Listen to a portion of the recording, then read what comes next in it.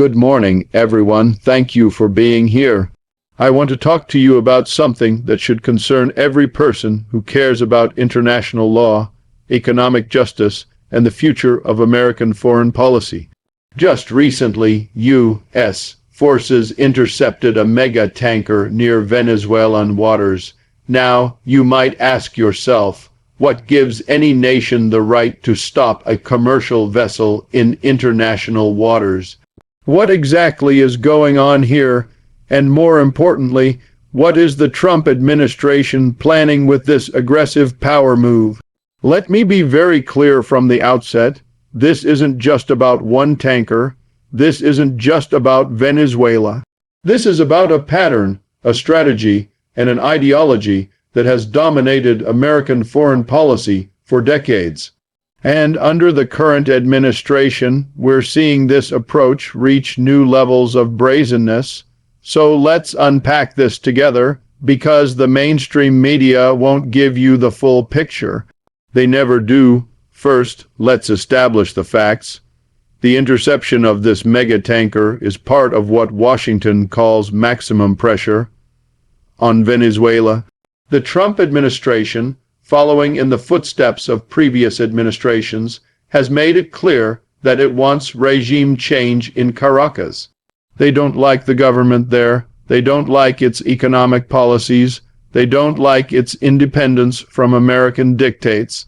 And so they've imposed crippling sanctions, frozen Venezuelan assets held in American banks, and now they're physically intercepting ships carrying Venezuelan oil.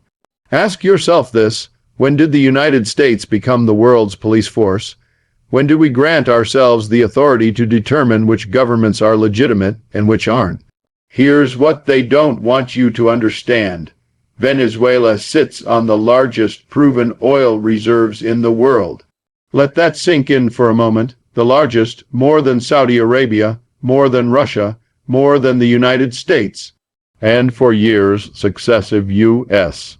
administrations have watched with frustration as Venezuela charted its own course, using its oil wealth to fund social programs, to reduce poverty, to build housing, to provide health care and education to millions who had been excluded from such basics for generations.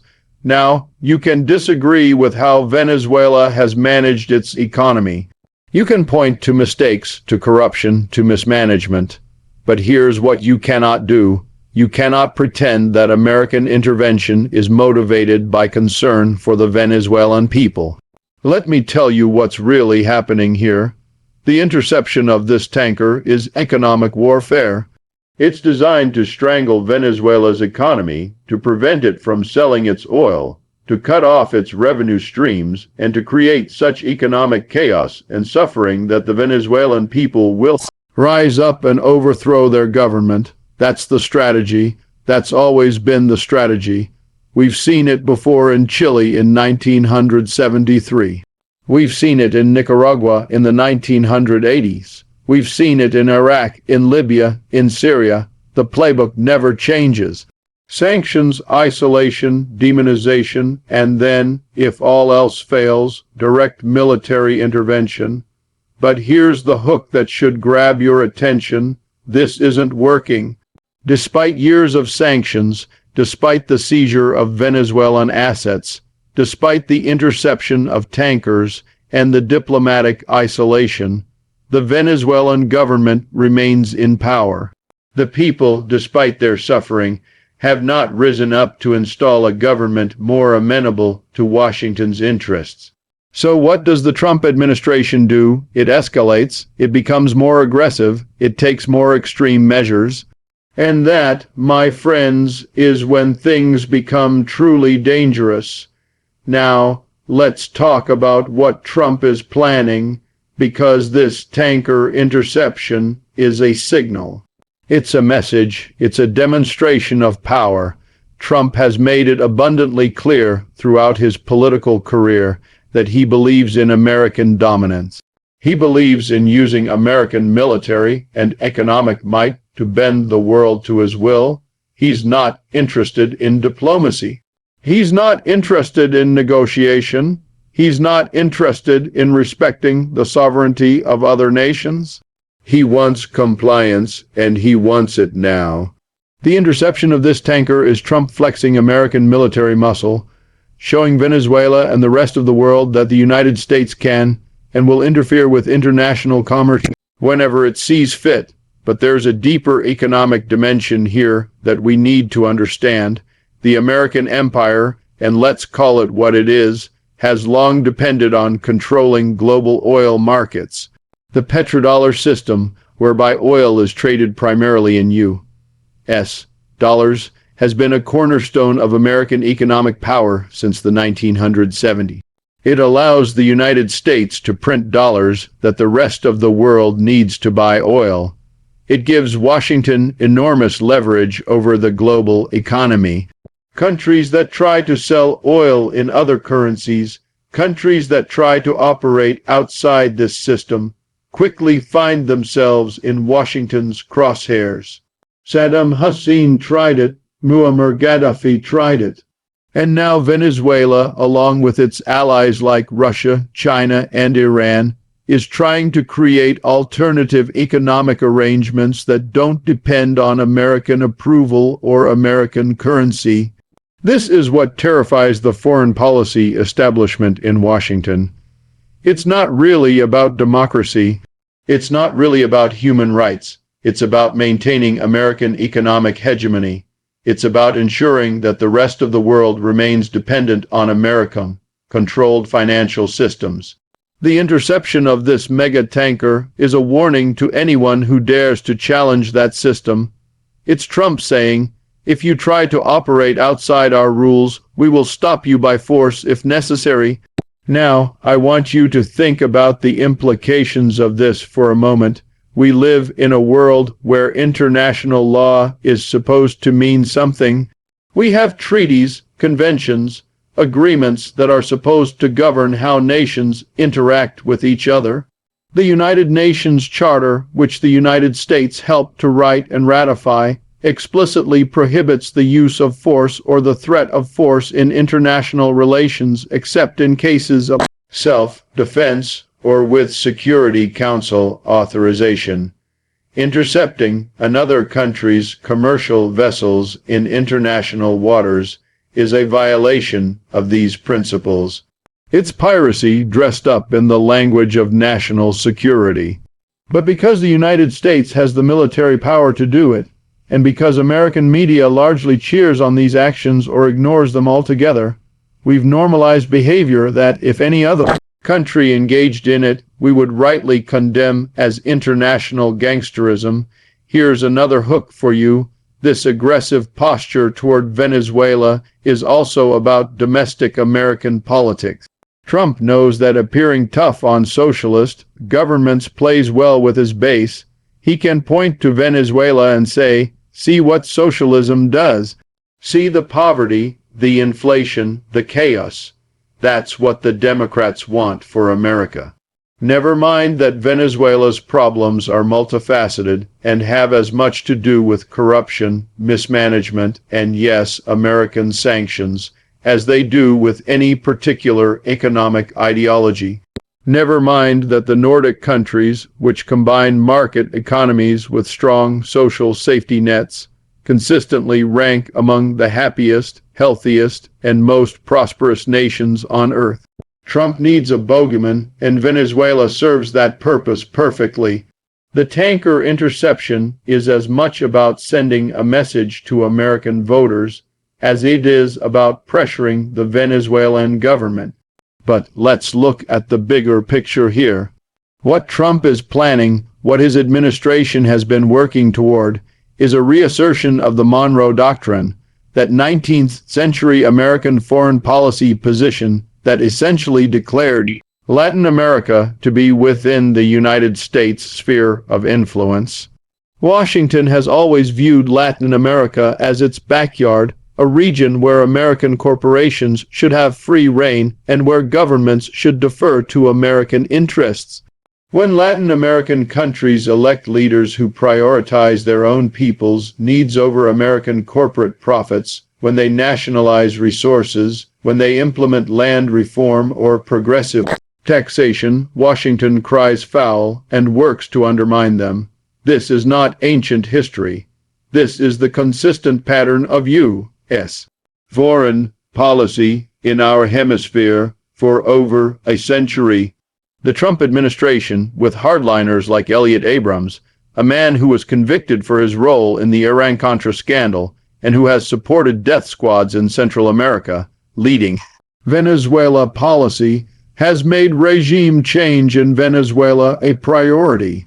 The interception of this tanker is part of a broader strategy that includes supporting opposition groups in Venezuela, providing them with funding and political backing, and preparing the ground for a potential military intervention. Now, I'm not saying that American troops are going to invade Venezuela tomorrow, but I am saying that the logic of escalation, the logic of maximum pressure, inevitably leads in that direction if the intended result, regime change, isn't achieved through other means. Think about the human cost of these policies. Sanctions have devastated the Venezuelan economy, making it nearly impossible for the government to import medicine, food, and other essential goods. Ordinary Venezuelans are suffering tremendously. And yet, Washington policymakers will tell you with a straight face that this suffering is necessary, that it's the price Venezuelans must pay for their government's policies. This is the same logic that justified the sanctions on Iraq in the 1990s. Sanctions that, according to UNICEF, contributed to the deaths of 500,000 Iraqi children. When asked about these deaths, U.S. Secretary of State Madeleine Albright infamously said the price was worth it. This is the moral bankruptcy of American foreign policy laid bare. The suffering of ordinary people is treated as acceptable collateral damage in the pursuit of geopolitical objectives. So what should we make of all this? What should be our response as Americans, as citizens of the country engaging in these actions? First, we need to recognize that this aggressive foreign policy doesn't serve the interests of ordinary Americans. It serves the interests of corporations that want access to Venezuelan oil, of defense contractors who profit from military buildup, of politicians who use foreign threats to justify enormous military budgets. Meanwhile, here at home, we have crumbling infrastructure, inadequate health care, student debt crisis, and growing inequality. The money spent on maintaining military dominance around the world could be spent addressing these urgent domestic needs. Second, we need to demand accountability and transparency from our government. The decision to intercept foreign vessels, to impose sanctions that cause humanitarian suffering, to threaten military action against other countries, these are decisions that should be subject to democratic debate and oversight. Instead, they're made by a small circle of foreign policy elites who operate with minimal public scrutiny. We need to change that. We need to make American foreign policy a central issue in our political discourse. Third, we need to build solidarity with people around the world who are resisting American imperialism. The Venezuelan people have the right to determine their own future, to choose their own government, to structure their economy as they see fit. That doesn't mean we have to agree with all their choices. It doesn't mean we can't criticize their government. But it means we oppose intervention, we oppose sanctions, we oppose the use of American power to dictate to other nations. We stand for international law, for diplomacy, for peaceful coexistence. Let me be clear about something else. I know that some of you might be thinking, but what about Venezuelan authoritarianism? What about human rights violations? What about corruption? These are legitimate concerns, but here's the question we need to ask. Has American intervention ever made things better? Look at Libya after the NATO intervention. Look at Iraq after the American invasion.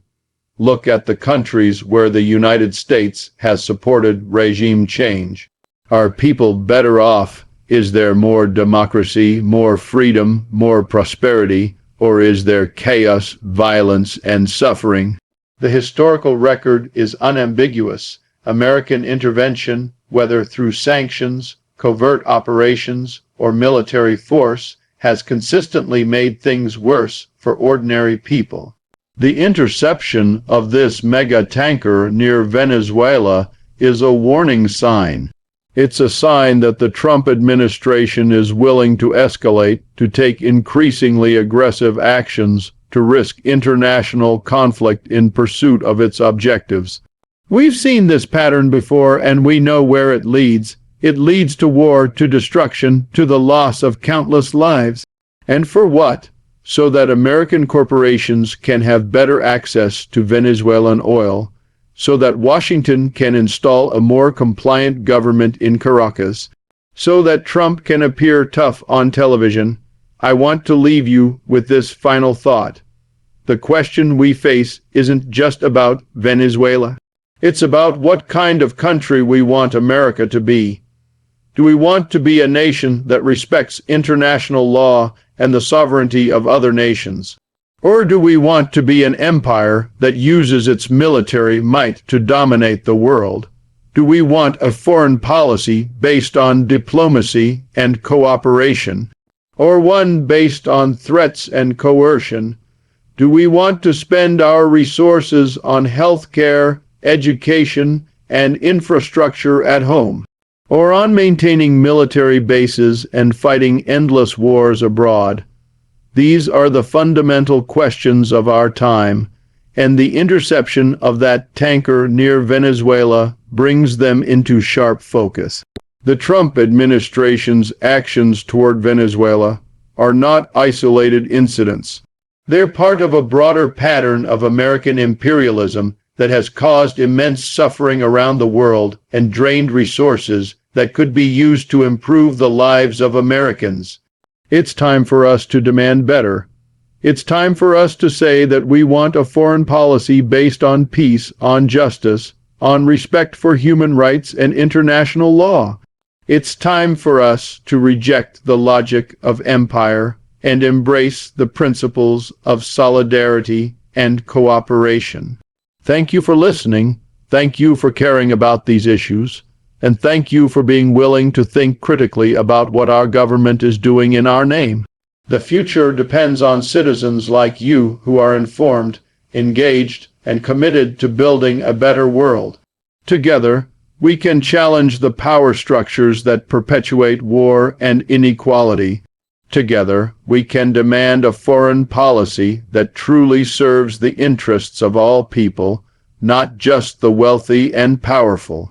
The interception of that tanker is a challenge to all of us. Let's rise to meet it. Thank you.